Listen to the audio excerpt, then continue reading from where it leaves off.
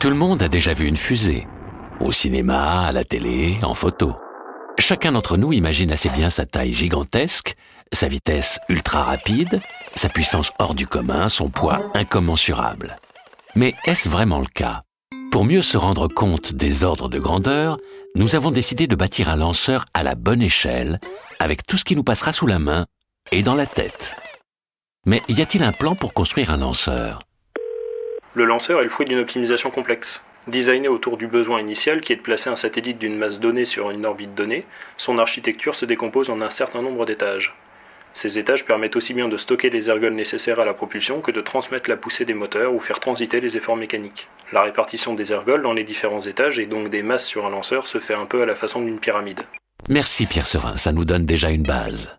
Prenons ensuite la Statue de la Liberté pour sa hauteur de presque 50 mètres et plaçons-la au centre. Installons 2 obélisques identiques à ceux de la place de la Concorde de chaque côté en guise de AP pour figurer leur poids.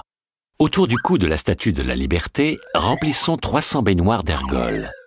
Couvrons le tout d'une carrosserie de quelques millimètres d'épaisseur. Propulsons le lanceur avec la puissance d'un réacteur d'une centrale nucléaire à la température d'une petite étoile et en accélérant plus vite qu'une voiture de Formule 1 pendant 25 minutes en continu. Le lanceur est soumis à de fortes accélérations, des efforts aérodynamiques intenses, un environnement acoustique contraignant et des températures extrêmes. Concevoir un lanceur performant, c'est donc arriver à conjuguer au mieux ces contraintes qui le plus souvent s'opposent entre elles. Le lanceur doit composer avec des matériaux et des structures soumis à des contraintes extrêmes. À chaque nouvelle mission, de vrais architectes travaillent ces grandeurs presque inimaginables.